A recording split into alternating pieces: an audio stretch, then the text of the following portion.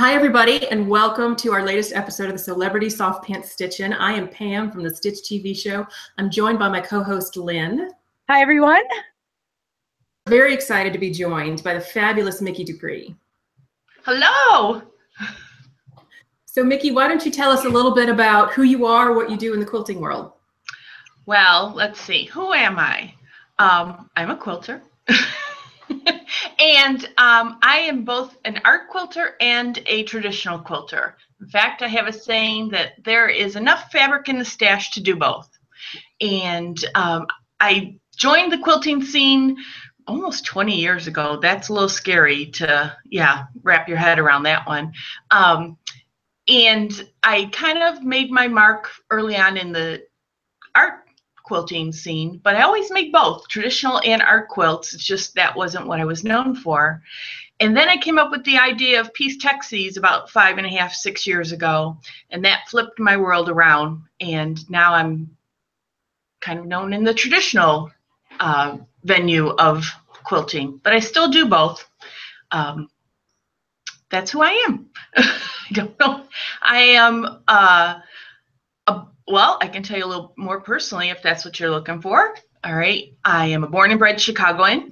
I know I have an accent, but see, I can't hear anyone complain about it right now, so we'll just let it go. And I pretty much live about 5 miles from where I was born, so I am here. I married my high school sweetheart, and we have 2 children. We have a set of 26-year-old twins, and but they are out of the house, and so we are empty nesters now. It's just a 10-pound miniature dachshund that runs this household. So there you go. Yeah, we have animals that run our households too. Pam and I both have. Yep. Yeah, it's funny how they take over. Yes, the pure pod variety are very domineering. Yes, well, and she came in here, she was already almost 10 years old, so she came in with 10 years of attitude built in. So. Well, mine right now are, they are sequestered outside or they'd be in here.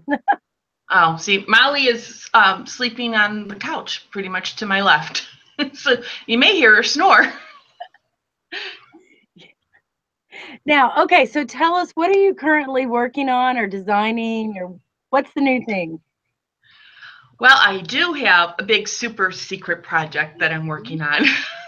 But unfortunately, I can't share it for a couple of more months. But I can say that's with English paper piecing, which is just, many moons ago, I played around with English paper piecing and set it to the side. And then, like I said, 6 years ago, picked it back up, didn't kind of look around and realize the rest of the world was, falling back in love with English paper piecing too. And now it has just, it has taken all my attention. My head just keeps spinning with ideas. So.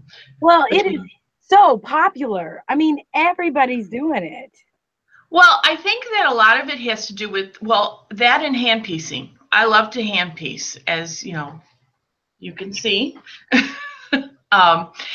I think that a lot of that is that the world in general is learning that not everything has to be done like lickety-split. There's something to be said for taking some time, slowing down, and enjoying the process. I call it Zen sewing. And I think we are just seeking that out. And I see someone shaking their head no. So I have one project that started off as English paper piecing. The top is now complete. It's essentially a full-size quilt, and I'm hand quilting it with pearl cotton, so big stitch, because I'm not very good at traditional hand quilting. So it took me 4 or 5 years to piece the top. It's going to take me just as long to quilt it. So. And that's, and that's fine. I think there's a balance. You need to have some projects that, I'm hearing feedback. Maybe it's just, you need to have some projects that, you can sit by in the machine and get some mileage done in an afternoon, and other ones that you just can sit and quietly sew, and just, that's, like I said, the whole Zen sewing thing. It's just, finding something to just sit and relax with. Well, for me, I kind of like to have both going on at the same time, because I took your hand piecing class, not English paper piecing, but hand piecing class, and I did the castle wall behind me, and it took me 2 years Mm-hmm. to finish all those blocks. Well, a year and a half. But that being said, I got a lot of flack from friends saying you're not going to hand quilt this. And I went, nope, I'm a long arm quilter. Yeah. I put a ton of time in it, but it's all long arm. But there was no rule that said just because I hand pieced it, it has to be hand quilted. I agree. My quilt is long armed. I don't have a problem with it. It's called mixed media. You're gonna hate the name of my quilt because it's called "Coffee Is Not My Cup of Tea." I know. We'll just let that one go. So just know, Mickey, that whenever our show account on Instagram likes any of your coffee photos, that's me. It's not Lynn. Yes, we need coffee. The coffee thing just started as a way of just saying good morning to everyone. I mean, literally, I'm sitting there with my cup of coffee, and so, what can I say? But every day. I totally get the coffee thing. I just drink iced tea. I get this caffeine. It's just in an ice. Yeah. Form, so. Yeah. It's just cold wheat coffee. Yes, exactly. Exactly. So, Mickey, you mentioned paper piecing, of course, and hand piecing. So do you have any other favorite techniques you like to use? Do you want to talk more about your long arming? Well, I don't long arm. Someday I will. There's just not enough room at Chez Depre for a long arm right now. I do have a PQS, the George machine with the long neck. So I do machine quilting. I haven't done any in about 2 or 3 years just because the schedule is just too crazy. But I see my scheduling, I'm starting to wind it down a little bit. I need to be home more to make the quilts. And so I see my own quilting coming back into the fold. I love everything about quilting. I love, machine applique. I like to do needle turn applique. I mean, it's just whatever I feel like doing at that time. I don't make myself say, no, you got to stay in this genre or this. I'll just do it all. I do what makes me happy, so. So I think it's good because we all do that. I mean, that's why we quilt. And some aspects of quilt I love, and then I get to binding and go, I gotta bind. Yeah. Well, I caught some flack, in all honesty, when the piece tech season, people were like, what are you doing? Because you're an art quilter. And I said, well, I've always made traditional quilts too. I love them both. It's okay. You can love them both. Used to be years ago, people felt like they had to define themselves. Am I an art quilter or a traditional quilter? I just say I'm an all-over quilter. Yeah, I think I'm in the same boat with you because I love the art stuff, but I like the traditional stuff too. So, I'm in the same boat, definitely. So these are some of our funny questions. Okay. Ready? What are your 3 favorite foods? If you had to take them on a desert island, they're going to give you all of your nutrition, but you could only 3 favorite foods for the rest of your life. Okay. The first one, ironically, I was just talking with a friend about it yesterday, and that would be Funyuns. I love my Funyuns. I totally love Funyuns. We were discussing, she sent me a picture and she said, look, they have steakhouse Funyuns now. And I said, I will not try them because why would you mess with success? I'm a traditionalist there. So Funyuns would be coming with me. So I put Funyuns in the same bucket as corn nuts, which were snacks they gave to us freshman year in the dorm at Georgia Tech of like, welcome to college life. This is what you will eat now. Well, I used to like corn nuts too, ironically. Okay, so the ranch corn nuts were pretty good until like you would bust a filling on them. Yeah, exactly. That's why I stopped eating them. But you know what? Funyuns are just, they are just God's gift to fat, to junk food. I'm sorry. So I think Bugles are my Funyuns.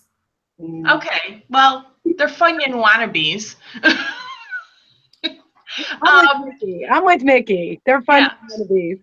So 2 more foods, and they don't have to be nutritious, right? We're just going to survive even without. Mint chocolate chip gelato is coming with me. Because they balance the Funyuns. And then steak. I'm totally living with Mickey on this island. I'm going. Like, we have the same taste buds. I'm totally going. Yes, steak would have to come with. I'm not cooking it, but I'll figure that one out when I get there. This endless supply of food. That's it. Don't worry. Yeah. Okay. Then we're good. Yeah. Okay. So if you got to this desert island from a yacht and it was your own yacht, Mickey, what would you have named it?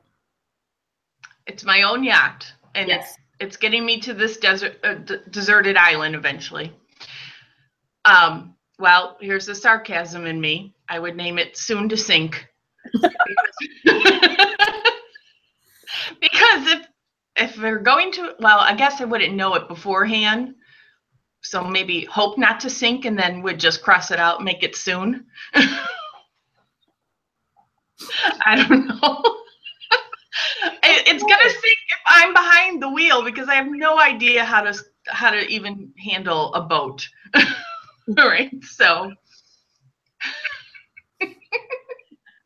Okay. This is my question because Pam makes fun of me all the time. What is your favorite non-cuss word? Did I mention I'm a Chicagoan? All right, well, I can't say that I have one, but I can say when the kids were younger, I used to adopt a saying that my grandfather would have when I wanted to let a string of words roll out, and that would be, "Oh, Lord, love a duck." So, yes, I know. I see that. And so now it's kind of like a family thing. We all say it when something is just at that moment, Lord, love a duck. I think that's great. I've not heard that one. Like, I'm going to have to start using that one. That's great. There you go. This is going to make Pam happy. I'll have new ones. This is why I asked. So, Mickey, what do you listen to or watch, or, what do you have on in the background when you're sewing or creating? Oh, this is an easy one. Because I talk about this. I actually listen to the police scanner.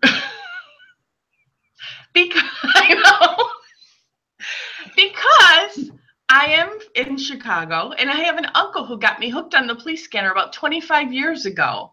And it's perfect. There's always a lot going on. I don't have to watch it. And it, keeps my head, occupied while my hands are doing the work they need to do. And, once in a while I hear a cousin get a ticket. And, and so, yeah, I listen to the police scanner because I've learned, I tried listening to music. It's too much. I tried listening to books, and then you get so many chapters in, and you're like, wait, what? Who got murdered? Because my head would just start. So the police scanner works for me. I will say you haven't lived until you've seen someone you knew on an episode of Cops. Well, okay, we haven't gone that, but I truly did hear my cousin get a ticket many years ago. So that is hilarious. Yeah. So called him up and said, "Hey, you got a ticket." And he's like, "Don't tell Graham." So, yeah. Well, okay. I've never listened to the police scanner. I don't know. I'm telling you, can get an app for it now. You don't even have to. Years ago, you had to have the big radio. Now you can just listen to it on your phone. Try it. You may like it. We'll have to find out if anybody of our other listeners listen to Police Scanner. So tell us all your social handles and websites and anything new you've got coming out. Okay, so everything is under MD Quilts, which is my initials in the word quilts. Many years ago, I got that website. Didn't even think about the fact that a lot of people misspell the last name, so that works perfect. You can find me on Facebook, and then you can find me on Instagram. I really don't venture into Twitter too much. There's only so many hours in the day for me. New stuff, boy, you know what? It's right now really difficult on Facebook because you guys know I share a lot and I show what I'm working on. I got 3 super secret projects going on right now, and they're all have deadlines that are right around the corner. So that is what my nose is to the grindstone doing, and I can't really share them. But boy, you know, watch out in September because they're going to start. Yeah, you know, definitely let us know. Yes. You know, and I'm going to start a new hand piecing project because I finished. Okay, so I did the castle wall, which if you go on my website, you can find all kind of blog material and support material to make your own castle wall. And then I came up with the idea of the castle wall burst, you know, which is just making it bigger. And that quilt is now done. And so now I got interviewing blocks for the next project. And then deciding, do I want to tackle this or not? And some of them are pretty intricate, but I figured that's what's kind of expected. You know, I like to hand piece. I'll hand piece, you know, simpler blocks, but I like something maybe with a challenge that I wouldn't be taking to the machine. You know, and we'll get Pam there. Well, see, it's kind of funny because Pam likes English paper piecing, and I really don't. Yeah, well, see, yeah. I like the hand piecing, but not the English paper piecing part. So yeah, well, there's papers for the castle wall too, because so many people wanted to do it English paper piecing, and I was like, give the people what they want, you know. So and you can get all of your templates and stuff through you, or yes, okay, right now through me on my website, yeah, okay. mdquilts.com. Yep. Awesome. Well, Mickey, it's been so great talking to you. Thank you for spending some time with us and telling us more about what you do. We're going to sign off for now. And thanks everyone for joining. Stay tuned for more fun interviews. Bye. Thanks for having me.